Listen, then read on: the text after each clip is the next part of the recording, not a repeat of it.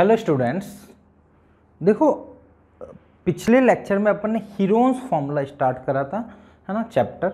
और उस चैप्टर में अपन ने हीरोन फार्मूला का फॉर्मूला अपन ने डेराइव कर दिया था। अपने क्या लिखा था, half into base into height के फॉर्मूले से अपन ने फॉर्मूला कंप्लीट डेराइव कर दिया था। क्लियर। अब उसमें ही अपन आगे बढ़ते हैं कि इस फॉर्मूले को कैसे यूज़ करेंगे, मीन किस क्वेश्चन की फॉर्म। ज़्यादा बड़ा चैप्टर नहीं है, छोटा चैप्टर ही है ना। हीरोन्स फार्मूला, वो जो ये फॉर्मूला बताया वही फॉर्मूला है, उसके अलावा कुछ भी नया फॉर्मूला नहीं है। ठीक है, बाकी थोड़े बहुत कोई कॉन्सेप्ट है ट्रेपेजियम के, है ना, और पैरेललोग्राम के वगैरह कुछ, वो थोड़ा बहुत यूज़ हो जाता है, तो वो भी ज़्यादा बड़ा नहीं है, छोटे छोटे से कोई फॉर्मूला यूज़ नहीं हो रहा है। क्लियर। उसके बाद इसमें थोड़ा सा मैं आपको एक सजेस्ट कर रहा हूँ, जैसे मैं क्वेश्चंस करवाऊंगा ना, तो मैंने ये सोचा है कि थोड़े से क्वेश्चन, नंबर ऑफ क्वेश्चंस ज़्यादा ले पाए, तो मैंने क्या करा है कि कैलकुलेशन में थोड़ी सी अवॉइड करूँगा। हाँ, मतलब एट द फाइनल बता दूंगा कि इसको आपको सिंप्लीफाई करना है। हाँ, तो मैं ये बता रहा था कि जो इस चैप्टर में है, मैं थोड़ी सी कैलकुलेशन अवॉइड करूँगा। फाइनली मैं ले चलूँगा कि यहाँ तक आपको सॉल्व कर दिया, फिर आपको बता दूंगा कि यहाँ पे आपको कैलकुलेशन करनी है, या फिर कोई क्वेश्चन लगेगा कि हाँ सेम जैसा ही है, सिर्फ उसमें कॉन्सेप्ट बता के छोड़ दूंगा कि इस कॉन्सेप्ट ये चीज़ आप लगाओगे तो ये सिंपली सिंप्लीफाई हो जाएगा। उसमें सिंपल से कैलकुलेशन रहेगी, तो वो मेरे हिसाब से इतना बड़ा इश्यू नहीं है कि अपने को क्वेश्चन समझ में आना चाहिए कि क्या करना है फाइनली। और कैलकुलेशन है वो तो कोई ज़्यादा उसमें कोई टफ टास्क नहीं है, बड़ा सिंपल सी होती है, तो आप इजीली कैलकुलेट तो कर ही लेगो। हो क्लियर। चलो अब देखो, पहले मैं हल्का सा इसका एप्लीकेशन बता देता हूँ। जैसे अपने ये इसका है अपने इस ट्राइंगल का एप्लीकेशन बता देता हूँ। ये जो फॉर्मूला है, तो जैसे सपोज आपको कोई एक ट्राइंगल दिया, ठीक है, ट्राइंगल का आप एरिया निकालना हो, तो ये तो बड़ा आसान है, आपको ए बी सी तीनों ही दे रखा है, आप वहाँ पे फॉर्मूला लगा देगो एरिया का, root over S into S minus A, S minus B, S minus C. Clear. Similarly, ठीक है, सिमिलरली अपन दूसरा कुछ फॉर्मूला अप्लाई करना चाहे तो दूसरी चीज़ ये हो सकती है, जैसे कि एक आपका क्वाड्रिलेटरल दे दिया, कोई भी क्वाड्रिलेटरल हो, इवन पैरेललोग्राम हो या कोई भी हो, ठीक है, ठीक है, ये कुछ भी क्वाड्रिलेटरल है। अरे यार क्या बन रहा है ये, ठीक है, ये क्वाड्रिलेटरल है, ठीक है। इसका एरिया निकालना है। सपोज आपको एक डायगोनल्स गिवन है ना, सपोज ये मान लेता हूँ 15 है, ये 8 है, ये 13 है ना, ये 9 है, ये 9 है, और ये आपका है 7 है, ठीक है। तो ऐसा कुछ है, तो आप क्या करोगे, इस ट्रायंगल का एरिया फाइंड आउट कर सकते हो, इस ट्रायंगल का एरिया फाइंड आउट कर सकते हो। क्लियर। तो ये थोड़ा सा अपन क्वाड्रिलेटरल में भी अपन हीरोन्स फार्मूला का यूज़ करके क्वाड्रिलेटरल का एरिया अपन इजीली फाइंड आउट कर सकते हैं। क्लियर। अब देखो, मैं कुछ छोटे छोटे से कॉन्सेप्ट बताने की आपको ट्राई कर रहा हूँ, वो कॉन्सेप्ट अपने यूज़ ज़रूर आएंगे इस एरिया के फॉर्म में। क्लियर। जैसे आपका आइसोसेलेस ट्राइंगल है, तो ये आपको पता होना चाहिए कि दो साइड्स इक्वल होगी। क्लियर। ये अनइक्वल रहेगी, और यहाँ से जो परपेंडिकुलर डालते हो वो इसको आधा करती है, ठीक है, बेस को आधा करती है, जो भी आपका परपेंडिकुलर रहता है। आइसोसेलेस के केस में सिर्फ यही परपेंडिकुलर इसको आधा करेगा, इधर से परपेंडिकुलर डालेगा तो आधा करे नहीं करे कोई ज़रूरी नहीं है। क्लियर। और नहीं भी करेगा इसमें। क्लियर। तो ये आपका आइसोसेलेस ट्रायंगल होता है। क्लियर। आइसोसेलेस ट्रायंगल का बहुत सी जगह फॉर्मूला भी होता है, बट मैं रिकमेंड नहीं करता हूँ, आप फॉर्मूला याद मत करो। आपको तीनों साइड दी हुई है तो हीरोन्स फॉर्मूला लगा दो, सबसे बढ़िया, या फिर ये परपेंडिकुलर बना दो, फिर ये दोनों इक्वल करके फिर वहाँ से भी निकाल सकते हो। वो मैं भी आगे क्वेश्चन आएगा तो उसमें उसके थ्रू बता दूंगा कि क्या कर सकते। क्लियर। एक अपने बेटा ट्रेपेजियम होता है, ठीक है, ट्रेपेजियम में एक आइसोसेलेस ट्रेपेजियम होता है ना। जनरली आइसोसेलेस ट्रेपेजियम लिखा हुआ है नहीं है, मतलब कभी कभी आइसोसेलेस ट्रेपेजियम नहीं लिखा होता। आइसोसेलेस ट्रेपेजियम का मतलब होता है जो नॉन पैरेलल साइड है वो इक्वल हो जाए। क्लियर। नॉन पैरेलल साइड आपकी क्या हो जाए, इक्वल हो जाए। मतलब ये सपोज 10 है, ये आपका 10 है, ये आपका 15 है, ये आपका 9 है, ठीक है। तो ये आपका क्या बन गया है, आइसोसेलेस ट्रेपेजियम, ये दोनों इक्वल है। अब इसका एरिया निकालने का अभी अपन तरीका भी देख लेंगे कि कैसे निकाल सकते हैं। क्लियर। सपोज मैं यहाँ से एक परपेंडिकुलर डाल दूंगा। क्लियर। आइसोसेलेस के केस में क्या होता है, जैसे ये 9 है ना, तो ये भी 9 होगी यहाँ से यहाँ तक। अब बची कितनी है बेटा, 6 बची है, तो 6 दोनों में डिस्ट्रीब्यूट होगी, तो 3 ये होगी और 3 ये होगी, ठीक है। अब ये परपेंडिकुलर है, ठीक है, तो देखो ये हाइपोटेनियस पता है, बेस पता है, परपेंडिकुलर निकाल दोगे तो हाइट निकल जाएगी, तो हाइट निकल जाएगी तो इजीली सॉल्व हो जाएगा। क्लियर, ठीक है। एक एरिया का कॉन्सेप्ट जैसे ट्राइंगल में बोले ना, ट्राइंगल में बेस इंटू हाइट होता है ना, ABC, ठीक है। सपोज मैं एक परपेंडिकुलर बनाता हूँ यहाँ से यहाँ तक D, यहाँ से परपेंडिकुलर बनाया BE, यहाँ से परपेंडिकुलर बनाया CF। ये कौन सा पॉइंट होता है पता है क्या आपको? कमेंट करके बताना रे, ये कौन सा पॉइंट होता है जिसको स्ट्राइक कर रहा है ना। इफ स्ट्राइक नहीं कर रहा है तो मैं बता देता हूँ, ऑर्थो सेंटर होता है। जहाँ पे एल्टीट्यूड्स मीट करते हैं वो क्या कहलाता है? आपका ऑर्थो सेंटर। तो ये आपका एक ऑर्थो सेंटर होगा, क्लियर। इसको CF बोल देता हूँ। अब देखो बेटा, इसका एरिया जो होता है ना इस ट्राइंगल का, वो क्या होता है? Half into base into height, clear. तो देखो बेस आप कोई भी ले सकते हो, आप चाहो तो BC को बेस लो, AB को बेस लो, AC को लो।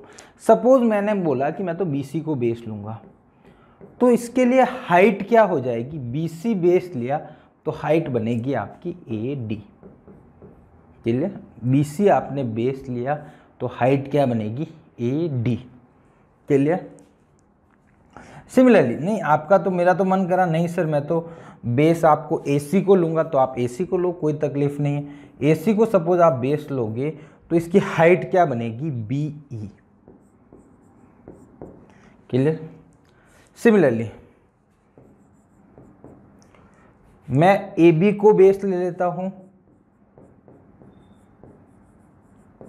तो हाइट क्या होगी आपकी? CF, clear. तो ये आपकी, ये मतलब कहने का मतलब ट्राइंगल का एरिया मतलब होता है half into base into height. अब जैसे बेस चेंज हुआ, हाइट क्या होता है? हाइट ये होता है कि जो भी बेस है, सपोज ये बेस है, तो उसके अपोजिट वर्टेक्स से परपेंडिकुलर डिस्टेंस, यही आपका हाइट होता है। हाइट क्या होता है? Perpendicular distance from base to opposite vertex, या फिर ऐसा बोल सकते हो बेस पे if I draw perpendicular from vertex opposite to the base, ठीक है। तो यहाँ से मैंने एक परपेंडिकुलर ड्रॉ करा, क्लियर। मीन परपेंडिकुलर ड्रॉ करना है, जो बेस एज्यूम करा है उसके अपोजिट वर्टेक्स से आप परपेंडिकुलर ड्रॉ करोगे तो जो आपको ये मिलेगा, ये इस बेस के करस्पॉन्डिंग एल्टीट्यूड होगा या फिर हाइट बोल सकते हो, क्लियर। तो ये थोड़े से छोटे मोटे कॉन्सेप्ट्स हैं जो कभी कभी यूज़ आ सकते हैं। बाकी अब जैसे क्वेश्चंस करेंगे उसमें कुछ यूज़ आएगा तो मैं बता दूंगा, क्लियर। चलो देखो अपन बढ़ते हैं फर्स्ट वन क्वेश्चन की तरफ, क्लियर। जो क्वेश्चन विजिबल है क्या आप लोगों को? बोला है the perimeter of a triangular field is this, ठीक है। उसने बोला है कि उस ट्राइंगल का पेरीमीटर इतना है और उनके साइड का रेशियो 13:12 और रेशियो 5 है, तो find the area of the triangle. तो बड़ा आसान है। तो देखो जब भी देखो साइड, जैसे एक्चुअल में क्या होता है, रेशियो वाला मैंने ये बात बताई भी है शायद पुराने कोई लेक्चर में, या फिर अदरवाइज मैं बता देता हूँ। मेरे को कोई बोलता है कि जैसे X और Y है ना, 2 पर्सन, उनकी जो सैलरी का रेशियो X और Y है, सपोज X और Y है 2 पर्सन, उनकी जो सैलरी का रेशियो वो 2:3 है, ठीक है। उनकी सैलरी का रेशियो 2:3 है। इसका मतलब ये कभी नहीं होता है कि जो X की जो सैलरी है वो 2 रुपये है और Y की सैलरी 3 रुपये। इसका मतलब ये नहीं होता है। इसका मतलब ये भी हो सकता है कि X की सैलरी 20 रुपये हो, Y की सैलरी 30 रुपये हो। इसका मतलब ये भी हो सकता है X की सैलरी 4 रुपये हो, Y की सैलरी 6 रुपीज़ हो, क्लियर। या फिर X की सैलरी 200 हो, Y की सैलरी 300 हो। मतलब जैसे सपोज देखो यहाँ पे मैंने दोनों को 1 से, यहाँ पे 10 से मल्टीप्लाई किया, यहाँ 2 से करा, यहाँ 100। मतलब कोई भी एक फिक्स अमाउंट से मल्टीप्लाई कर दो। तो मेरे को यहाँ पे बोलेगी कि X और Y की सैलरी एज्यूम करो, तो मैं बोलूँगा X की सैलरी 2K, Y की सैलरी 3K, ऐसा अपन एज्यूम करते हैं, ठीक ठीक है, न कि 2 और 3 एज्यूम करते इस रेशियो में। मतलब रेशियो का मतलब है कि उन दोनों की सैलरी का जब डिवाइड करोगे एक दूसरे में तो जो सिंप्लीफाई करने के बाद जो आंसर आएगा वो आपका रेशियो है। क्लियर? इसका मतलब ये नहीं है कि directly X salary of person X equal to 2 rupees and the salary of the another person Y is equal to 3 rupees. इसका मीन ये कभी नहीं होता है। ठीक है, चलो तो देखो यहाँ पे भी ये कॉन्सेप्ट अपने को हल्का सा लगाना है। तो बोला है कि 3 side of a triangle is this ratio. तो इसका मतलब बेटा इनकी तीनों साइड, पहली साइड को ए मान लेता हूँ वो 13x है, बी साइड मान लेता हूँ 12x है और सी साइड मान लेता हूँ 5x है। क्लियर? ठीक है। अब देखो इसका पेरीमीटर 450 दिया है, तो मतलब 13x plus 12x plus 5x, 12x plus 5x will be 450. Clear? We will simplify this one. 10, 15, 15 और 25 और 30x. 30x equal to 450. तो x equal to आ जाता है 15. x की वैल्यू 15 आ जाती है आपके पास। तो देखो x की वैल्यू जब आपके पास 15 आ गई, x की वैल्यू आपके पास 15 आ गई, तो मतलब पहली साइड आप निकाल सकते हो 15 इंटू 13। ठीक है, दूसरी साइड निकाल सकते हो 12 इंटू 13, 15 सॉरी 12 इंटू 15 सॉरी, पहला 13 था तो 13 इंटू 15, दूसरा आएगा 12 इंटू 15 और थर्ड वन आएगा 5 इंटू 15। क्लियर है ना? सही करा ना अपन ने? 25, 30, 30, 30 0 कैंसिल आउट 15x। ठीक है, चलो कोई दिक्कत नहीं। अब इसको सिंप्लीफाई करना चाहो तो कर सकते हो। 5 4 कैरी हो जाएगा तो 195। ठीक है, दूसरी की आ जाएगी 0 3 15 और 3 18 180। थर्ड वन की आपकी आ जाएगी 75। तो ये तीनों ही साइड आ गई और तीनों का आप एरिया निकाल सकते हो बड़ी आसानी से। अब देखो ABC मिल गया तो आपको फॉर्मूला लगाना है root over S into S minus A S minus B S minus C. Clear? ये एरिया आ जाएगा। S की वैल्यू निकालोगे तो क्या आएगा? तीनों का एवरेज ले लो, 195 प्लस 180 प्लस 75। क्लियर? तो इसको सिंप्लीफाई करोगे अपॉन 2 करोगे तो S की वैल्यू आ जाएगी आपके पास 200 और ये आ जाएगा 250। 200 और 250 यानी 450 अपॉन, अच्छा इन तीनों का सम तो 450 है, अपॉन 2 करोगे तो 225 आ जाएगा। क्लियर? 225 आपका आंसर आ जाएगा। ठीक है, अब मैं इसको एक को सिंप्लीफाई पूरा करके बता देता हूँ। ठीक है, एस आ गया, अब एस आ गया तो यहाँ पे पुट कर दो। ठीक है, तो यहाँ पे पुट करोगे आप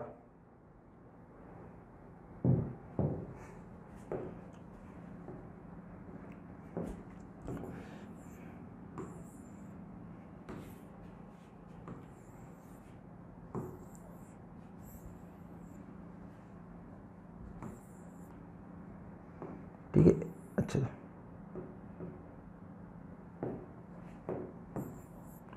ये है ना, इसको मैं एडिट रहने देता हूँ।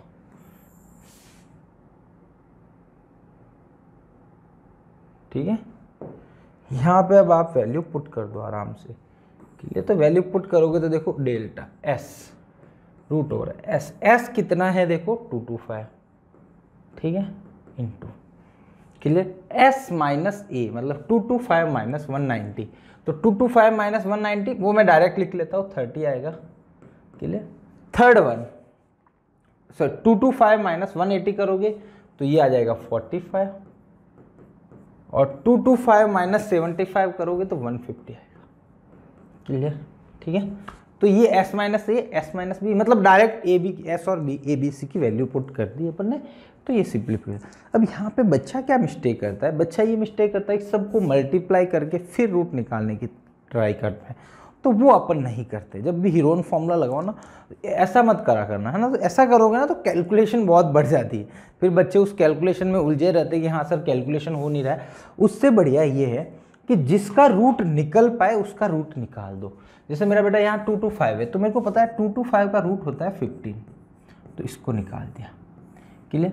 अब मैं इनको ब्रेक करके या तो फैक्टराइजेशन प्रॉपर कर दो। देखो रूट का मतलब क्या होता है, जैसे रूट के अंदर 15 इंटू 15 है और 15 है। क्लियर, 3 15 है, तो 15 का जो जोड़ा बन गया, ये इसका जोड़ा बन गया, उसको बाहर निकाल दो। तो एक 15 बाहर निकलेगा, एक 15 अंदर रह जाएगा। मतलब जिसका पेयर बन गया है उसको बाहर निकाल दो। ठीक है, मतलब जिसका पेयर बन गया है उसको क्या कर देते हैं अपन, बाहर निकाल देते हैं। ठीक है, तो पेयर बन गया, इसको बाहर निकाल दिया। ठीक है, तो इसका मतलब एक्चुअल में 15 इंटू 15 हो रहा था, तो इसका पेयर बन गया, तो मतलब 2 to 5 का तो डायरेक्ट रूट ही ऐसा निकल रहा है। अब देखो कहीं और पेयर बन सकता है। देखो यहाँ पे कुछ मैं लिखूँ ना, 3, इसको मैं लिख सकता हूँ 15 इंटू 2। क्लियर, इसको लिख सकता हूँ 15 इंटू 3। ठीक, अब यहाँ फायदा क्या हुआ, 15 15 का पेयर बाहर निकल गया। क्लियर। अब बचा 150। अब 150 का क्या करें, देखो 150 को देखो, इसको ऐसा कर सकते हो। अब देखो है ना, अब इसको सपोज 150 को ऐसे ही रहने देता हूँ। ठीक है, तो आप 15 15 को बाहर निकाला, एक पेयर और 15 का बाहर आ गया। Clear, root over. अब कितना बचा देखो, 2 इंटू 3। अब पेयर नहीं बन पा रहा है तो इसके और फैक्टराइज कर दो। ठीक है, देखो इसका फैक्टराइज कर रहा हूँ ना, तो जरूरी नहीं कि सबसे स्मॉलेस्ट करो। इसको देख दो 25 इंटू 6 लिख सकता हूँ। 25 क्यों लिखा, क्योंकि 25 का ऑलरेडी मैं रूट निकाल सकता हूँ डायरेक्ट, तो मैंने इसको लिखा 25 इंटू 6। 6 को वापस लिख लिया 2 इंटू 3। तो अब देखो 2 2 का पेयर बन गया, 3 3 का बन गया, और 25 का खुद का रूट निकल जाएगा। तो आपका जो एरिया आएगा वो आएगा 15 इंटू 15, 25 का रूट 5, 2 2 का पेयर बना 2 3। तो ये आपका कैलकुलेशन कंप्लीट। अब इतनी सी आप कैलकुलेशन कर दिया, ये इसका रूट निकला। ठीक है, मैं रूट निकालने का थोड़ा सा आपको तरीका बताना चाहता था, इसलिए मैंने ये पूरा कंप्लीट क्वेश्चन करा है कि जनरली बच्चे का मोटिव यह रहता है, सबको मल्टीप्लाई कर दिया फिर सॉल्व कर दो सर, फिर रूट निकाल देंगे। नहीं, बहुत लेंदी हो जाएगा। उससे बढ़िया है कि छोटे छोटे टुकड़ों में ब्रेक करो, स्मॉल पार्ट्स में ब्रेक करो, और जिसका रूट निकल पाए उसको निकाल दो। क्लियर। जैसे 45 का नहीं निकल पा रहा था, इन दोनों से मिलके अपन ने कुछ 15 15 निकाल दिया, इसका रूट निकला 150 में से 25 का तो निकल गया, 6 बचा रहा, तो उसको मैंने अरेंज करा। क्लियर, तो ऐसे आप कर सकते हो। क्लियर। अब देखो इसमें है ना, ये अपन ने हीरोन्स फॉर्मूला लगाया, कोई डाउट नहीं, नो डाउट वो भी करेक्ट है। ठीक है, बट देखो हीरोन फॉर्मूला के अलावा भी अपन काम कर सकते थे। देखो इन तीनों साइड का रेशियो कितना है, 13 12 और 5। बताओ ये 13 12 और 5 पाइथागोरियन ट्रिपलेट है क्या? मतलब ये पाइथागोरियन ट्रिपलेट है, मतलब ये जब रेशियो दिया हुआ है, इफ ये रेशियो गिवन है, इससे जो भी वैल्यू आएगी वो हमेशा पाइथागोरियन ट्रिपलेट ही आएगी। मतलब 13 12 और 5 is a Pythagorean triplet, then 13x 12x and 5x is also Pythagorean triplet. मतलब ये जो तीनों वैल्यू आई, ये तीनों भी पाइथागोरियन ट्रिपलेट ही होगी। आप चेक करो या मत करो, क्योंकि आपको ये पता है कि ये पाइथागोरियन ट्रिपलेट है। ठीक है, तो मतलब इन तीनों से पाइथागोरियन ट्रिपलेट का मतलब है कि जिनसे पाइथागोरियन ट्रिपलेट बन जाता है, उनसे जो ट्राइंगल फॉर्म होता है वो राइट एंगल होता है। तो इससे एक राइट एंगल फॉर्म होगा। तो राइट एंगल ट्राइंगल सपोज आप लिखना चाहोगे, तो देखो राइट एंगल ट्राइंगल बनेगा आपका ये सबसे बड़ी साइड क्या होगी, 195, 180 और 75। क्लियर? कुछ गड़बड़ हो रही क्या? चलो अब देखो इसका एरिया निकालना है, तो हाफ इंटू क्या होता है, बेस इंटू हाइट। बस इसको कर दो 90 बार, तो ये आ गया 75 इंटू 90, ये आपका एरिया है। तो बड़ा आसान है, थोड़ा सा दिमाग चलेगा तो अपना क्वेश्चन फटाफट सॉल्व हो जाएगा। ठीक है, ये 5 था, ये 6 है। ठीक है, इसको इसका निकालोगे ना आंसर तो भी सेम ही आएगा। तो इसका मैं एरिया निकाल ही लेता हूँ, 5 4 67 0, ये इसका एरिया है। इसको भी सिंप्लीफाई करोगे सेम ही आना चाहिए, या फिर कैलकुलेशन मिस्टेक हो तो चेक कर लेना। क्लियर? तो मतलब आप दोनों ही तरीके से निकालते तो एरिया सेम ही आता। बट हाँ, ये चीज़ स्ट्राइक करनी चाहिए कि ये पाइथागोरियन ट्रिपलेट बन रहा है, तो mean it's form a right angle triangle. Clear? वो स्ट्राइक नहीं करेगी तो फिर कोई मतलब नहीं। ठीक है, चलो नेक्स्ट क्वेश्चन।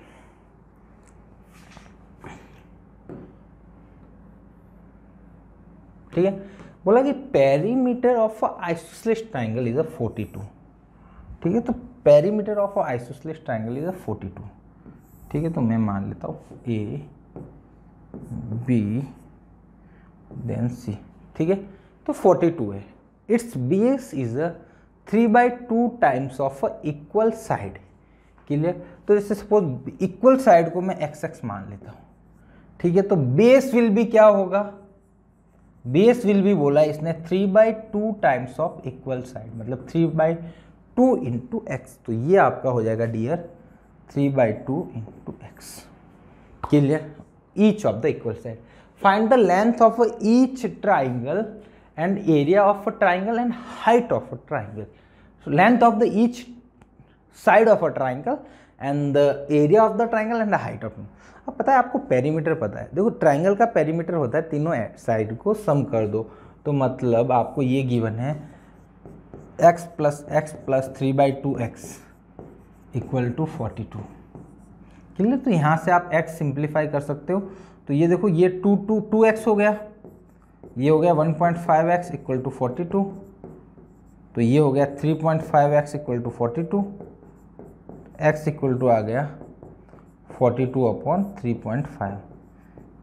इसको हटा दो तो 0 लग जाएगा, ठीक है। अब 7 से कैंसिल आउट हो रहा है, 7 से कैंसिल आउट हो रहा है 5 टाइम्स, 7 से कैंसिल आउट हो रहा है 60 टाइम्स, तो x की वैल्यू आ जाएगी वापस 12, ठीक है। तो मतलब इसकी तीनों साइड्स क्या क्या मिल गई बेटा, एक साइड 12 है, दूसरी भी 12 है, तीसरी आपकी हो जाएगी 2/3/2 यानी 6 18 होगी, थर्ड वन 18। तो ये तीनों ही साइड मिल गई। और देखोगे तीनों साइड का सम आपका आना चाहिए 42, आ रहा है क्या 24 प्लस 8 32, 32 प्लस 10 42 हो गया। तो आपको एरिया आपको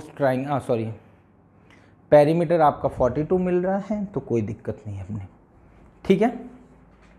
चलो, तो ये अपने को अभी पेरीमीटर मिल गया।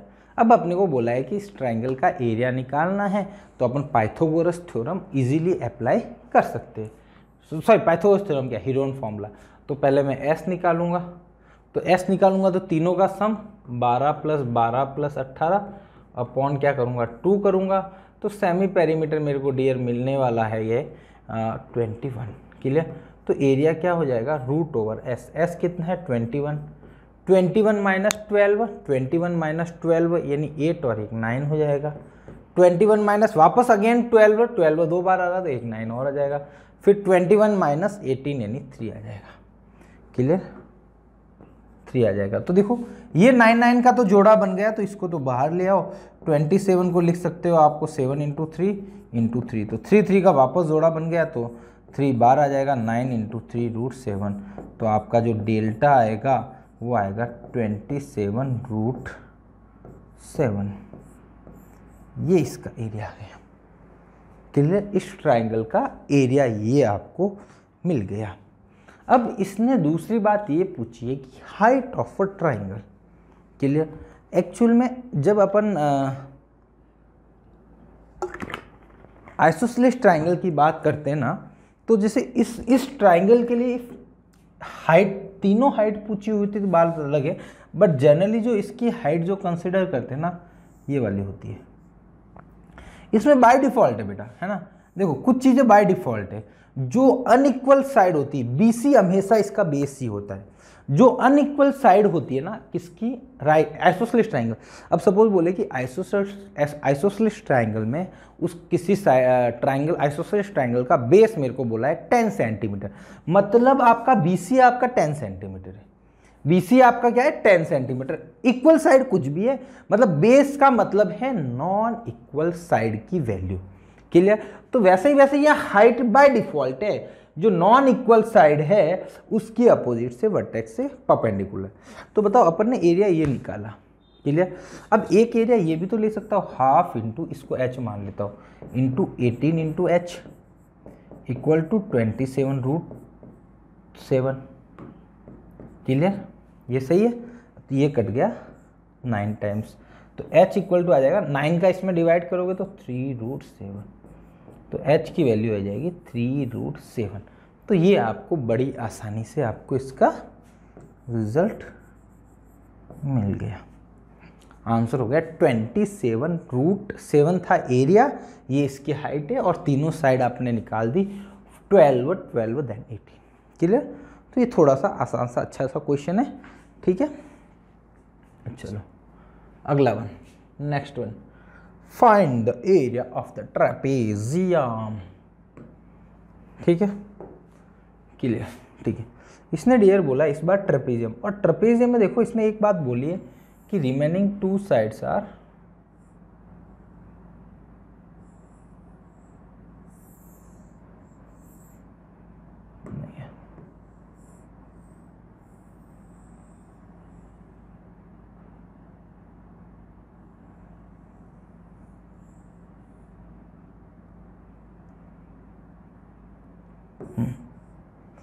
इसमें क्या बोला है, इसने बोला है कि दो जो पैरेलल साइड है ये और ये, ठीक है, इन दोनों की लेंथ दे रखी है 25 और 13।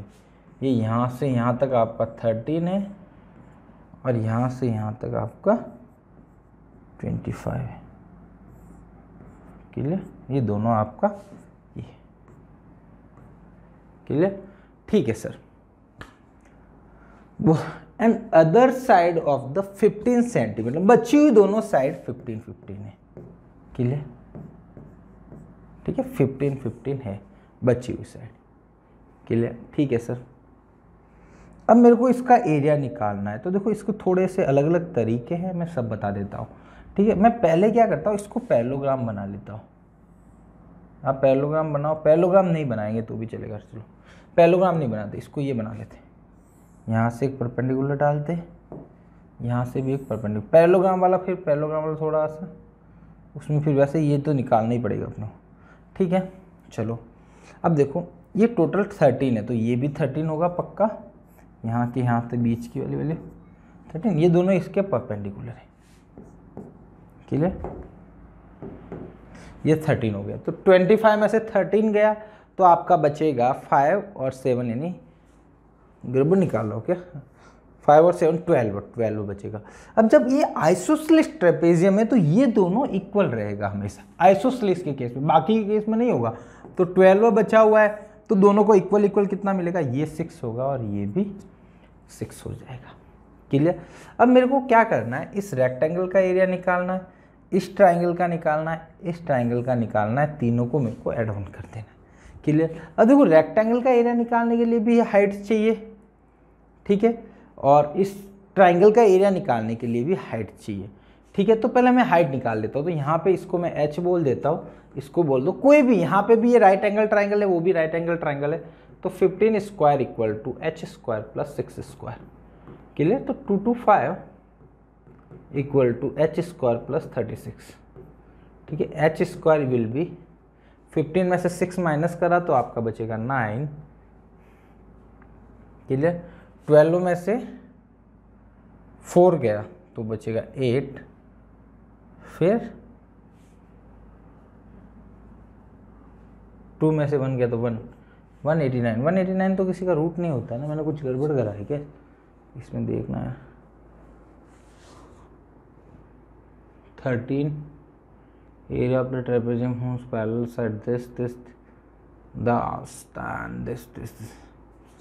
15। अरे यार ये तो, ये सपोज 8 होता ना यहाँ पे तो बड़ा आसान से सॉल्व हो जाता है, 8 होता तो, है ना, 8 होता तो 8 8 8 16 प्लस 13।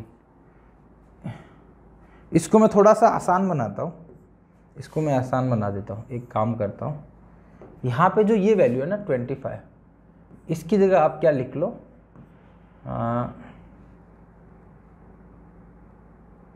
6 और 31 सेंटीमीटर लिख लो, थोड़ा सा सिंपल हो जाएगा, कैलकुलेशन अपने लिए ज़्यादा नहीं रहेगी, है ना, बाकी कोई दिक्कत नहीं, कैलकुलेशन ज़्यादा नहीं रहेगी। तो ये टोटल आपका 28 मान लो, ठीक है, ये 28 है। क्लियर?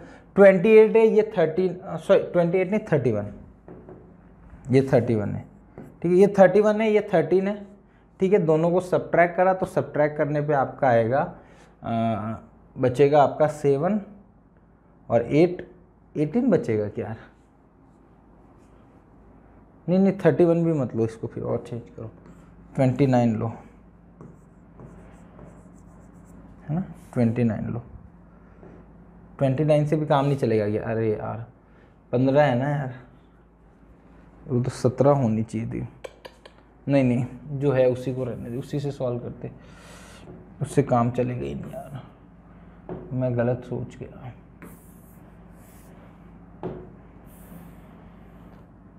यहाँ पे सपोज ये 17 होता ना तो ये कुछ काम जुगाड़ काम कर जाता। अब यहाँ तो ये भी गड़बड़ी है, ये कितना दिया हुआ है 25 दिया था, तो 25 माइनस ये 12 गया तो 6 बचेगा।